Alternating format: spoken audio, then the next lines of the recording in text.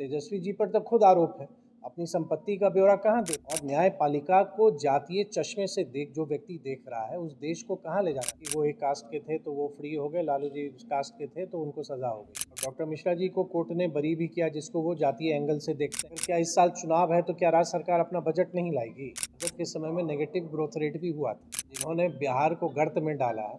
तो नमस्कार, मेरा प्रणाम। आज का मुख्य मकसद आप सबसे बात करने का, जो बिहार का बजट प्रस्तुत हुआ 3 मार्च को माननीय उप मुख्यमंत्री सह वित्त मंत्री सम्राट चौधरी जी द्वारा बिहार का बजट प्रस्तुत किया गया 2025-26 का। तो इस बजट के बारे में आप सबसे चर्चा करना चाह रहे थे। और आज आज की इस बैठक में हमारे जिला के 20 सूत्री के जो उपाध्यक्ष हैं वो दोनों भी हैं, हमारे संगठन के जिला अध्यक्ष वो भी हैं, और हमारे तमाम साथी सब लोग आपके सामने हैं। इस बार का बजट विशेष ऐसे है कि मुझको 2005 में अगर आप स्मरण करेंगे तो जब मुख्यमंत्री जी के नेतृत्व में पहली बार एनडीए की सरकार बनी, उस समय जो 2004-05 का बजट था, बिहार का बजट था, वो लगभग 23,000 करोड़ का था। और विगत 20 वर्ष में एक कठिन परिश्रम करके माननीय मुख्यमंत्री जी ने और उस समय के उप मुख्यमंत्री सह वित्त मंत्री आदरणीय सुशील मोदी जी के प्रयास से जो बिहार ने एक बेहतर वित्तीय प्रबंधन, एक बेहतर वित्तीय अनुशासन का पालन किया, उसी का परिणाम है कि आज बिहार का बजट 3,17,000 करोड़ हो गया है। तो आप उस यात्रा को देख सकते हैं कि आज से 20 वर्ष पूर्व 23,000 करोड़ जहां बिहार का बजट आकार था, वो अब 2025-26 में बढ़कर लगभग 3,17,000 करोड़ हो गया है। तो ये एक बहुत बड़ी यात्रा बिहार ने तय की है, और ये यही है जो माननीय मुख्यमंत्री जी का जो न्याय के साथ विकास की जो यात्रा उन्होंने 24 नवंबर 2005 को प्रारंभ की थी, और जो हम लोग लगातार केंद्र सरकार के सहयोग से माननीय प्रधानमंत्री जी का जो विज़न है विकसित भारत बनाने का, उसमें बिहार की इस प्रगति यात्रा में कैसे कैसे बिहार आगे बढ़ रहा है। आपको स्मरण होगा जो भारत सरकार का जो बजट पिछले वर्ष प्रस्तुत किया गया था और फिर इस वर्ष जो बजट पेश किया गया, उसमें भी बिहार के लिए बहुत कुछ मिला, चाहे वो आधारभूत संरचना के लिए हो, पर्यटन के लिए हो, या उद्योग के लिए हो, फ्लड मैनेजमेंट के लिए हो। तो उसी कंटिन्यूटी में भी आप बिहार के इस बजट को देख सकते हैं। और इस बजट की विशेषता ये है कि जहाँ पर हम किसानों की भी बेहतरी के लिए हम सोच रहे हैं, नारी शक्ति के लिए भी हम सोच रहे हैं, हम युवाओं के लिए भी हम सोच रहे हैं, और जो पुअरेस्ट ऑफ द पुअर हैं, जो गरीब हैं, हम उनके लिए भी सोच रहे हैं। भारत सरकार का बजट को अगर आप देखेंगे तो एक शब्द ज्ञान पर केंद्रित है, GYAN, जहाँ पर गरीब, युवा, अन्नदाता और नारी शक्ति। उसी प्रकार से बिहार के भी बजट को अगर हम लोग देखेंगे तो बिहार का भी बजट उसी ढंग से जो आने वाले समय में बिहार की प्रगति के लिए और बिहार को विकसित राज्य बनाने में सहायक होगा, वैसा बजट बनाया गया है। इसमें अगर आपकी रुचि हो तो 3,17,000 करोड़ में लगभग भारत सरकार से हम लोग को 1,93,000 करोड़, मतलब अगर आप ब्रेकअप चाहेंगे तो हम बाद में आपको दे देंगे कि इस बजट में कितना हमें सेंट्रल शेयर मिल रहा है जो एड के माध्यम से है, या जो टैक्सेस में जो बिहार का कंट्रीब्यूशन है, जो बिहार को मिलता है सेंट्रल टैक्सेस से, तो उसका ब्रेकअप हम आपको नोट करा देंगे। और जो हमारा स्टेट का ओन रिसोर्सेज है, समझना ये पड़ेगा बजट को आम भाषा में कि जो हमारा 3,17,000 करोड़ है, ये राशि हमें कहाँ से आती है। तो इसमें हमें जो टैक्सेस कलेक्ट होते हैं, जैसे GST होता है, उसमें हर एक राज्यों की हिस्सेदारी होती है। तो केंद्र सरकार से वो जो बिहार को मिलता है, कुछ ग्रांट के रूप में केंद्र सरकार देती है, एक वो कंपोनेंट होता है। दूसरा कंपोनेंट है जो स्टेट का ओन रिसोर्सेज है, जो हमारे अपने संसाधन होते हैं, जो हमारा अपना टैक्स कलेक्शन है, जो विभिन्न विभागों से आता है। और तीसरा बोरोइंग्स है, जो हम कहीं ना कहीं हम ऋण लेते हैं, जिससे हमारे जो ज़रूरत है उस हिसाब से हम काम करते हैं। इसमें विशेष और है, अगर हम 3,17,000 को अगर हम लोग ब्रेकअप करते हैं तो लगभग 1,17,000 करोड़ के आसपास विकास पर हम लोग खर्च करेंगे। बाकी जो हमारा जो पेमेंट्स हैं, सैलरीज़ हैं, पेंशन्स हैं, स्टैब्लिशमेंट कॉस्ट है, वो उस पर जाता है। तो ये कुछ बजट के आंकड़े हैं।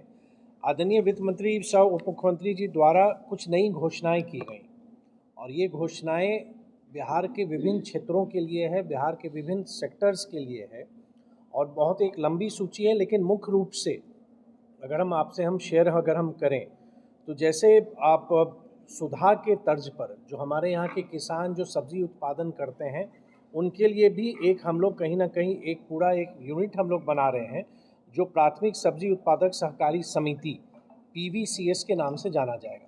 तो हम अपने किसानों के लिए भी ध्यान दे रहे हैं। आपको स्मरण होगा जो बाजार समितियां हुआ करती थी, तो उन बाजार समितियों में भी उसका डेवलपमेंट का हम लोग का प्लान है, उस पर भी हम काम करने जा रहे हैं। हर एक पंचायत में गरीब परिवार के लिए जो बच्चियों की शादी में कठिनाई होती है, तो वहाँ पर विवाह मंडप भी हम लोग बनाने जा रहे हैं। तो सरकार की ये भी एक बहुत बड़ी घोषणा हुई है। पिंक टॉयलेट एक बहुत बड़ा कंसेप्ट निकला है जो महिलाओं के लिए विशेष रूप से बनाया जा रहा है। तो सरकार ने तय किया है कि आने वाले समय में सभी शहरों में पिंक टॉयलेट की स्थापना की जाएगी और अगले 1 माह के अंदर में प्रथम चरण में 20 वैसे पिंक टॉयलेट बनाए जाएंगे। उद्योग के तौर पर, और क्योंकि मैं उद्योग मंत्री भी हूं बिहार में, तो एक बहुत बड़ी घोषणा आदरणीय वित्त मंत्री जी द्वारा की गई है बिहार बजट में कि हमारी जो औद्योगिक नीति है वो अभी 2016 की बनाई हुई है। तो हम नई औद्योगिक नीति हम बनाने जा रहे हैं जो 2025 इंडस्ट्रियल पॉलिसी के नाम से होगा, और मुख्यतः इसमें आने वाले समय में कैसे बिहार में निवेश आकर्षित हो, कैसे हमारे यहाँ उद्यम स्थापित हो, उसको केंद्रित करके एक नई औद्योगिक नीति लगभग 9 वर्ष के बाद बिहार में हम बनाने जा रहे हैं। इसके अलावा कुछ सेक्टरल पॉलिसी भी है जो कुछ अलग अलग क्षेत्र के लिए हैं। तो बायोफ्यूल्स में बिहार की बहुत संभावनाएं हैं, जैसे एथनॉल है या कंप्रेस्ड बायोगैस है, तो ये एक नया क्षेत्र उभर रहा है। तो एक बायोफ्यूल्स के लिए भी हम लोग पॉलिसी बनाने जा रहे हैं। फार्मास्यूटिकल्स, क्योंकि आप जानते हैं कि बिहार में संभावनाएं बहुत हैं कि हम मेडिकल इक्विपमेंट्स के साथ साथ मेडिसिन्स भी हम बना सकते हैं। तो हम लोग की कोशिश है कि एक फार्मा के लिए, फार्मास्यूटिकल्स के लिए एक अलग से नीति हम लोग बनाएंगे, ताकि जो निवेशक फार्मास्यूटिकल्स में इंटरेस्टेड हैं तो उनके लिए भी एक बेहतर प्रोत्साहन नीति होगी। साथ ही खाद्य प्रसंस्करण पर, फूड प्रोसेसिंग की भी हमारी पॉलिसी हम लोग लाने वाले हैं। प्लास्टिक उद्योग से जुड़ा हुआ प्लास्टिक इंडस्ट्री के लिए भी हम लोग लाने वाले हैं। तो ये कई कुछ नई नीतियां हैं जो हम लोग आने वाले समय में उसको हम लोग लाएंगे। इसके अलावा और एक सबसे बड़ी बात जो हम लोग कर रहे हैं कि उद्यमिता पर, क्योंकि हमारा बहुत जोर है कि लोग स्वरोजगार के लिए आकर्षित हों, तो सरकार की विभिन्न योजनाएं संचालित हैं, जैसे मुख्यमंत्री उद्यमी योजना या बिहार लघु उद्यमी योजना। तो इन सब के लिए हम लोग क्या बेहतर कर सकते हैं, तो एक उद्यमिता विकास केंद्र हमारा है, उसको सेंटर ऑफ एक्सेलेंस के तौर पर हम लोग उसको आने वाले समय में हम लोग उसको डेवलप करेंगे। और इसको आप ऐसे भी मिला सकते हैं कि जो भारत सरकार का भी जो बजट आया था, उस बजट में भी जो प्रावधान है कि फूड प्रोसेसिंग के लिए एक नया टेक्नोलॉजी, एक नया प्रबंधन संस्थान की स्थापना होगी या मखाना बोर्ड का स्थापना होगा, उसी सीरीज़ में, उसी कंटिन्यूटी में आप इसको भी देख सकते हैं। प्रमुख शहरों में कुछ कामकाजी महिलाओं के लिए हॉस्टल्स का भी निर्माण करना है, वो भी हम लोग उस काम को भी हम लोग आगे आगे बढ़ाने वाले हैं। देश के बड़े शहरों में हम लोग की इच्छा है कि बिहार सरकार चाहती है कि देश के प्रमुख शहरों में बिहार की उपस्थिति दिखे, और वहाँ पर निवेश के साथ साथ जो हमारे हस्तशिल्प हैं, हमारे हैंडीक्राफ्ट्स हैं, उसके बारे में जानकारी, जो बिहारी व्यंजन है उसके बारे में जानकारी। तो एक तरह से वैसे दिल्ली बम्बई के अलावा अन्य शहरों में भी एक हम लोग वैसा एक इंटीग्रेटेड सेंटर हम लोग स्थापित करना चाहते हैं, जहाँ से एक बिहार के बारे में लोग उसके बारे में जानकारी भी प्राप्त कर सकेंगे। बिहार के 534 प्रखंड में 358 ऐसे प्रखंड हैं, उन प्रखंडों में कोई अंगीभूत या कोई प्राइवेट इस तरह के महाविद्यालय नहीं है।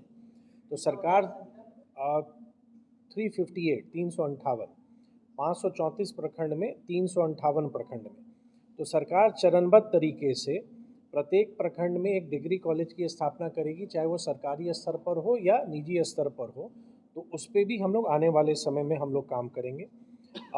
छात्रवृत्ति अभी भी जो नियुक्ति पत्र का वितरण हुआ है उसमें भी ये जानकारी दी गई है कि जो विभिन्न स्कॉलरशिप स्कीम है, उन स्कॉलरशिप स्कीम की भी राशि बढ़ाई जा रही है। और जो हमारे यहाँ से माइग्रेंट लेबर हैं, जो हमारे श्रमिक दूसरे राज्यों में जाते हैं, तो माइग्रेशन काउंसलिंग सेंटर भी कुछ शहरों में हम लोग खोलने वाले हैं, जैसे कलकत्ता, गुवाहाटी, सूरत, लुधियाना। तो कुछ ऐसे शहरों में माइग्रेशन काउंसलिंग कम रजिस्ट्रेशन सेंटर की भी स्थापना होगी। जो बिहारी श्रमिक अगर वहाँ काम कर रहे हैं, उनको किसी तरह की कोई कठिनाई है, तो उनको वहाँ पे हम लोग उनके लिए एक फर्स्ट पॉइंट ऑफ कांटेक्ट हो सकते हैं। मेडिकल कॉलेजेस धीरे धीरे आप भी जान रहे हैं, संख्या उसकी लगातार बढ़ रही है, मेडिकल कॉलेजेस की स्थापना और होगी। चाहे वो निजी क्षेत्र में हो या वो सरकारी स्तर पर हो। इसके अलावा कैंसर के लिए एक बहुत बड़ी बीमारी है, तो बिहार कैंसर केयर सोसाइटी की भी स्थापना होगी। तो इस तरह की कुछ घोषणाएं, जैसे स्कॉलरशिप्स में चाहे वो SC/ST के लिए हो या मुख्यमंत्री पिछड़ा वर्ग एवं अत्यंत पिछड़ा वर्ग की प्री मैट्रिक छात्रवृत्ति योजना है, इन सब के लिए भी राशि हम लोग बढ़ा रहे हैं। अनुसूचित जाति अनुसूचित जनजाति श्रेणी के छात्रों के लिए भी तो जो एक स्कॉलरशिप स्कीम है जो समाज के विभिन्न वर्गों के बच्चों के प्रोत्साहन के लिए है, उसको भी हम लोग बढ़ाने जा रहे हैं। जो अनुसूचित जाति जनजाति छात्रावास अनुदान स्कीम है, उसमें भी 1000 से बढ़ा के 2000 रुपये सरकार करने जा रही है। तो वैसे बहुत सारी स्कीम है। स्पोर्ट्स को बढ़ाने के लिए हर एक प्रमंडल में एक मानक के अनुरूप एक खेल का एक इंफ्रास्ट्रक्चर भी तैयार होगा और उस पर भी हम लोग करने जा रहे हैं। साइबर क्राइम से भी निपटने के लिए जो स्थिति है, तो एक स्टेट का जो एक अपना डिज़ास्टर रिकवरी का जो हमारा एक सेंटर है, वो भी इस तरह से फुल प्रूफ हो कि जो बिहार का डेटा है वो डेटा हमारा सुरक्षित रहे। कुछ प्रमुख शहरों में पिंक बसेस चलेंगी और इन पिंक बसेस की खासियत ये होगी कि सवारी भी महिलाएं होंगी, चलाने वाली भी महिला होंगी और जो कंडक्टर होंगी वो भी महिला होंगी। तो अपने आप में एक ये विमेन सिक्योरिटी के लिए और महिलाओं के लिए एक बहुत बड़ा आने वाले समय में ये आप योजना का लाभ वहाँ के इन शहरों की महिलाओं को मिलेगा। हाँ, एक वो पिंक रहेगा, विशेषता है कि चलाने वाली महिला, कंडक्टर महिला, पैसेंजर सिर्फ महिला। वायु प्रदूषण से भी निपटने के लिए बिहार क्लीन एयर ट्रांसफॉर्मेशन परियोजना की एक शुरुआत होगी। तो इस तरह से आप देख सकते हैं कि बिहार के विभिन्न क्षेत्रों में छठ हमारा घर घर में होता है, तो छठ को भी एक धार्मिक पर्यटन की दृष्टि से कैसे हम वहाँ पर लोगों को आकर्षित करें, होम स्टे के माध्यम से कि लोग आएँ हमारे गांव में आके ठहरें रहें, छठ को नज़दीक से वो देखें। एयरपोर्ट कुछ शुरू होने वाले हैं, जो नए ग्रीनफील्ड एयरपोर्ट हैं, और छोटे छोटे शहरों में भी वायु सेवा के तहत जो हमारी एग्जिस्टिंग एयर स्ट्रिप है उसको हम लोग आने वाले समय में हम लोग डेवलप करने वाले हैं। मुख्यतः यही कहना था। लगभग अगर जो वित्त मंत्री जी की घोषणा है, लगभग 52 नई घोषणाएं उन्होंने की हैं जो बिहार के विभिन्न क्षेत्रों के लिए, बिहार के विभिन्न सेक्टर के लिए और बिहार को डेवलपमेंट के रोड मैप पर तीव्र गति से आगे ले जाने के लिए सरकार ने जो बजट बनाया है, राशि मैंने आपको बताया। तो आदरणीय मुख्यमंत्री जी के सफल नेतृत्व में माननीय प्रधानमंत्री जी आदरणीय श्री नरेंद्र मोदी जी के विजन के अनुरूप केंद्र सरकार और राज्य सरकार मिलके बिहार के लोगों के लिए, बिहार के लोगों की भलाई के लिए जन जन तक सरकार की योजनाएं पहुंचे, बिहार विकसित राज्य में सम्मिलित हो जाए, उस कड़ी में ये बजट बिहार का आदरणीय सम्राट जी ने प्रस्तुत किया है। इसका विवरण आप चाहेंगे तो हम साझा आप सबसे कर देंगे।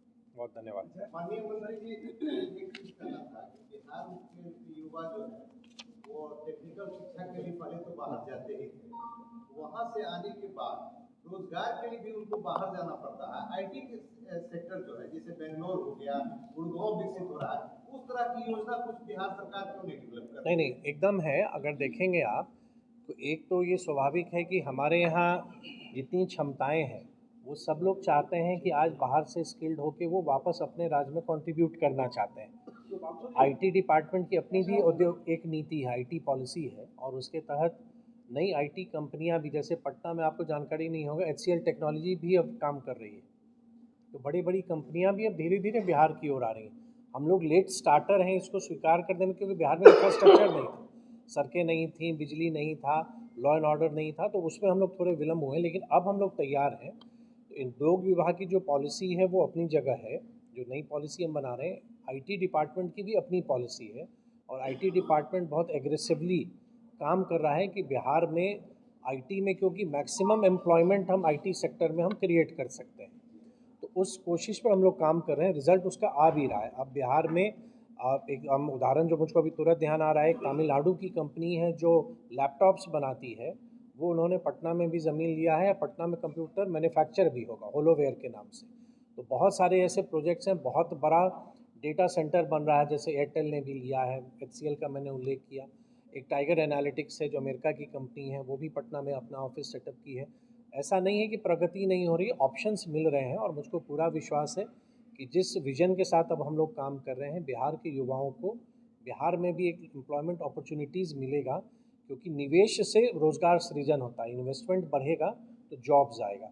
एक दिन में आप भी जानते हैं कि ये एक दिन में बदलाव हम नहीं ला सकते हैं, लेकिन हमारी जो नीतियाँ हैं और बिहार का जो इंफ्रास्ट्रक्चर है वो बहुत बेहतर है। जैसे अपने ही गया की हम लोग बात करें तो सबसे बड़ा इंडस्ट्रियल कॉरिडोर और इंडस्ट्रियल टाउनशिप गया में बनने जा रहा है।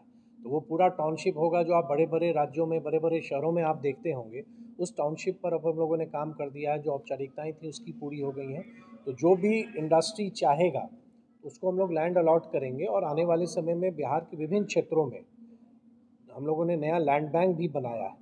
तो आपकी जो भावना है वो भावना प्रत्येक बिहारी के मन में है कि हम अपने घर में काम करें, और उद्योग विभाग अपनी माटी अपना रोजगार के सिद्धांत पर भी हम लोग काम कर रहे हैं। समय लगेगा, लेकिन जो 1,81,000 करोड़ का हमारा MOU साइन हुआ है उसमें जो प्रोजेक्ट्स अब धीरे धीरे धरातल पर आ रहे हैं तो सभी में बहुत बड़ी संख्या में आने वाले समय में जॉब्स आएंगे। अच्छा सर, ये किसानों का जो अभी सीजनल फसल है उसके संरक्षण के लिए क्या कुछ स्कीम इस बजट में आया है? जैसे टमाटर के सब्जी है, नहीं पूरा जैसे बर्बाद हो जाता है। नहीं कोल्ड स्टोरेज हम हर एक जगह जहाँ भी जिस एरिया में कोल्ड स्टोरेज नहीं है सरकार ने तय किया है कि जहाँ आवश्यकता है वहाँ पे कोल्ड स्टोरेज का भी हम निर्माण करेंगे। जो हमारी बाज़ार समितियाँ हैं, जो पहले जो एग्रीकल्चर मार्केटिंग बोर्ड हुआ करता था, जो हमारी बाज़ार समितियाँ हैं, उन बाज़ार समितियों को हम जीवित करके जो हमारी वहाँ पे भूमि है वो किसानों के उत्पाद को हम संरक्षित करें, उनको बेटर मार्केट दें, उस दिशा में हम काम कर रहे हैं। तो हमने प्रारंभ में कहा कि ये जो बजट है ये इंक्लूसिव है, समावेशी है, ये सभी क्षेत्र के लिए, सभी वर्गों के हित के लिए है। और हम जब, क्योंकि बिहार तो कृषि प्रधान राज्य है, तो हमारे यहाँ तो एग्रीकल्चर रोड मैप भी है, जो लगातार एग्रीकल्चर रोड मैप पर बिहार सरकार काम कर रही है। और आज जो उसको एक बैकवर्ड और फॉरवर्ड लिंकेज चाहिए कि हम कोल्ड चेन भी बनाएं, कि हमारे प्रोडक्ट को उस ढंग से हम सुरक्षित भी रख सकें, ट्रांसपोर्टेशन भी बढ़ाएं, ताकि अगर लोग बाहर भी उस अपने प्रोडक्ट को भेजना चाहें, उत्पाद को भेजना चाहें तो वो करें। तो अगर आप इस बजट को देखेंगे तो आप पूर्णतः संतुष्ट होंगे कि हमने किसानों के लिए भी, उनके उत्पाद के लिए भी हम लोगों ने बेहतर कार्य योजना बनाई है। माननीय मंत्री जी, आप तो गया के प्रभारी मंत्री भी हैं, गया क्षेत्र से जुड़ा हुआ है कि अब आपकी सरकार गांव-गांव में, घर-घर तक बिजली तो पहुंच गई, लेकिन बिजली महंगी है। और गया जैसे जिला में चारों तरफ जो पहाड़ी क्षेत्र है वहाँ पर सौर ऊर्जा का बहुत बड़ा स्कोप है, इसके लिए सरकार कुछ सोच रही है? आप देखेंगे कि जो 1,80,000 करोड़ का, जो हमारा 1,81,000 करोड़ का जो MOU साइन हुआ है उसमें लगभग 90,000 करोड़ का MOU रिन्यूएबल एनर्जी पर है। और बिहार की एक बहुत बड़ी संभावना सोलर एनर्जी के लिए है। और हमने सारे अनाउंसमेंट्स नहीं पढ़े, उसमें एक सोलर पर भी अनाउंसमेंट है कि जो हमारे नहर की तरफ या कहीं भी इस तरह की ज़मीन है तो वहाँ पर हम सोलर यूनिट्स को भी इस्टेब्लिश करेंगे। तो रिन्यूएबल एनर्जी पूरा दुनिया में, और आदरणीय प्रधानमंत्री जी इंटरनेशनल सोलर अलायंस की भी बात करते हैं और भारत की बहुत बड़ी भूमिका इंटरनेशनल सोलर अलायंस में है। तो उस तहत बिहार भी उसमें आगे बढ़े, और ये एक ऐसा सेक्टर है कि बिहार की अपॉर्चुनिटी या बिहार के लिए संभावना बहुत है। रिन्यूएबल एनर्जी का प्रोजेक्ट इम्प्लीमेंटेशन में टाइम लगता है, लेकिन अभी लगातार टीम काम कर रही है, और उनके जो जिन्होंने MOU साइन किया है उनके द्वारा टीम बिहार के विभिन्न ज़िलों में वो सर्वेक्षण भी उन्होंने प्रारंभ कर दिया है कि जहां उनको बेटर फिजिबिलिटी दिखती है वहां पर वो जाएंगे। उसमें गया जिला है कि नहीं सर? नहीं, ये तुरंत उस पर हम नहीं कह सकते, वो कंपनी अपना सर्वे कर रही है, फाइनल वो रिपोर्ट देंगे। लेकिन डेफिनेटली गया में भी रिन्यूएबल एनर्जी की संभावना बिहार में प्राय, और विशेष तौर पर अगर साउथ बिहार अगर आप देखते हैं तो रिन्यूएबल एनर्जी के लिए तो बहुत संभावना है। आपसे एक निवेदन है कि बिहार में शिक्षा का बड़ी जोर शोर से नियुक्ति पत्र हो रहा है, लेकिन जहाँ भी देख रहे हैं कॉलेज स्कूलों में एकदम नील नजर आ रहा है छात्रों का। कारण क्या है? आप एक अधिकारी के रूप में बताया थोड़ा बजट पर बात कर लें, उसके बाद आपका आज स्पेसिफिक गया है बिहार बजट पर, अगर कुछ और आप लोग पूछना चाहें तो। नहीं, मेरा तो सब बिहार बजट से ही सर, तेजस्वी यादव लगातार हमलावर हैं इस बजट को लेकर के। ये चुनावी बजट बोल रहे हैं और महंगाई बेरोजगारी पे बोल रहे हैं कि कुछ काम नहीं होता है। मतलब वो बजट पर बोल रहे हैं। हाँ, तेजस्वी तो यादव ये थोड़ा सा अटपटा नहीं लग रहा है कि तेजस्वी जी बजट पर बोल रहे हैं। मतलब बजट पर वो क्या बोलेंगे? जिन्होंने बिहार को गर्त में डाला, 15 साल जब उनकी सरकार को काम करने का मौका मिला तो बिहार को तो अंधेरे में वही ले गए। आज वो बिहार का ये बजट 3,17,000 करोड़ बजट तो डॉक्यूमेंटेड है कि बिहार ने कैसे प्रगति की है। हर एक साल हमारा विकास दर क्या रहा है माननीय मुख्यमंत्री जी के नेतृत्व में, और राजद के समय में नेगेटिव ग्रोथ रेट भी हुआ था। किसी भी अर्थशास्त्री से अगर आप पूछेंगे कि किसी भी स्टेट का ग्रोथ रेट अगर नेगेटिव है तो उस राज्य की क्या स्थिति हो सकती है। पूरा तो एब्सेंस ऑफ गवर्नेंस था ना, उनके शासन में गवर्नेंस कहाँ था। तो तेजस्वी जी को इस पर बोलना, एक तो हमको लगता है बजट पर वो क्या ज़्यादा बोल पाएंगे। एक बार अध्ययन वो कर लें, पूरे बजट डॉक्यूमेंट को वो अध्ययन कर लें, समझ लें, और लगातार केंद्र सरकार के जो बजट में जो बिहार को सपोर्ट मिल रहा है और बिहार ने जो अपनी क्षमता बढ़ाई है, जो मैंने प्रारंभ में ही कहा कि बेटर फिस्कल मैनेजमेंट के साथ कुशल वित्तीय प्रबंधन को बिहार ने स्थापित किया है, उसके तहत ही हमारी कैपेसिटी इतनी कैसे बढ़ी। अगर हम 23,000 करोड़ से 3,17,000 करोड़ तक हम कैसे चले गए, तो हमारा कहीं ना कहीं एक वित्तीय अनुशासन है, एक बेहतर प्रबंधन है, जिस कारण से हम वहाँ पहुँचे। चुनाव तो हर एक 5 वर्ष पर आना है, तो अगर क्या इस साल चुनाव है तो क्या राज्य सरकार अपना बजट नहीं लाएगी? तो फिर हमारा काम, ये तो हर एक चुनाव को आप रोक थोड़ी सकते हैं, हर एक साल चुनाव आएगा, किसी ना किसी राज्य में चुनाव आएगा। तो बजट तो हमारा प्रस्तुत हुआ है बिहार के डेवलपमेंट के लिए है, लेकिन बोल वो रोक रहे हैं जिनको बिहार के विकास से कभी वास्ता नहीं रहा। सर, विधानसभा में तेजस्वी यादव और आपके बीच तीखी नोक-झोंक भी हुई थी। वो एक बात बोले थे कि खाए अगला और जेल जाए पिछला, और इस पर आपने प्रतिक्रिया आएंगे? नहीं, वो देखिए, राजद की तो खासियत है कि जातीय चश्मे के अलावा वो देखते नहीं हैं। और डॉक्टर मिश्रा जी को कोर्ट ने बरी भी किया, जिसको वो जातीय एंगल से देखते हैं कि क्योंकि वो एक कास्ट के थे तो वो फ्री हो गए, लालू जी उस कास्ट के थे तो उनको सज़ा हो गई। विद्यासागर निषाद जी उन्हीं के पार्टी के बहुत बड़े नेता थे और वो भी पशुपालन मंत्री थे, कोर्ट ने उनको भी बरी किया। जिस फैसले से डॉक्टर ऋणाथ मिश्र जी को कोर्ट ने बरी किया, उसी फैसले से उसी दिन विद्यासागर निषाद जी को भी बरी किया गया। तो ये वो क्यों नहीं बोलते हैं? और न्यायपालिका को जातीय चश्मे से जो व्यक्ति देख रहा है, उस देश को कहाँ ले जाना चाह रहे हैं? प्रत्येक व्यक्ति का विश्वास अपनी न्यायिक प्रक्रिया पर है। हम लोगों ने भी, मतलब डॉक्टर ऋणाथ मिश्र जी को भी एक लंबा समय लगा, 20 वर्ष से एक अधिक समय लगा, एक परेशानी हुई, एक स्टिग्मा लगा उनके नाम के साथ, जो एक नाम अर्जित उन्होंने किया, उसमें हम लोग मानते हैं नियति था, लेकिन कोर्ट ने उनको बरी किया। और विधानसभा में जिस ढंग से उन्होंने बोला, उनको भी ये समझ नहीं है कि फॉर्डर स्कैम किस पीरियड का है। फॉर्डर स्कैम 90 से 96 अवधि का है। उस समय मुख्यमंत्री कौन थे? और कभी भी मुख्यमंत्री और नेता प्रतिपक्ष की भूमिका एक समान नहीं हो सकती है। तो फॉर्डर स्कैम का जो पीरियड है, आप बोलने के लिए कुछ भी बोल लीजिए, आप अपने दोष को कैसे छुपाएंगे? तेजस्वी जी पर तो खुद आरोप है, अपनी संपत्ति का ब्यौरा कहाँ दे पाते हैं? और जितने मामले चल रहे हैं, ज़मीन के बदले नौकरियाँ उन्होंने दी, वो किसने दिया? और डॉक्टर मिश्र जी के आरोप को देखना, और मैंने तो कहा, मैं फिर आपको कह रहा हूँ कि वो आए किसी मंच पर मुझसे बहस करें और पूरा राजद का विधानमंडल दल आ जाए, मैं अकेले जवाब देने को तैयार हूँ कि उनके लालू जी पर क्या आरोप थे, डॉक्टर मिश्रा पर क्या आरोप थे। डॉक्टर मिश्रा पर 3 अनुशंसा पत्र का आरोप है कि 3 लेटर उन्होंने लिखा। हम सभी सार्वजनिक जीवन में देते अनुशंसा पत्र, कौन नहीं लिखता है? लेकिन जिस अवधि का ये मामला है, उस समय लालू जी मुख्यमंत्री थे, ये तो डॉक्यूमेंटेड है। अब आप बोल दीजिए कुछ भी, तो उससे तो जो सत्य है वो नहीं बदलेगा ना। तो तेजस्वी जी सच्चाई से दूर हैं, स्वीकार कर लें कि जो उस समय राज्य के मुख्यमंत्री कौन थे, और अपने लोगों को भी समझाएं जो लगातार सिर्फ जात की दृष्टि से देख रहे हैं। तो मैं उनसे पूछता हूं कि विद्यासागर निषाद जी किस समाज से आते हैं और किस कोर्ट ने उनको बरी किया? या वो जो जमानत पर हैं, या लालू जी जमानत पर हैं, या मीसा जी जमानत पर हैं, राबड़ी जी जमानत पर हैं, तो क्या उन जज के कास्ट को भी हमको देखना चाहिए? तो इस देश को राजद कहाँ ले जाना चाह रहा है कि हम न्यायपालिका को भी जात की दृष्टि से हम देखेंगे?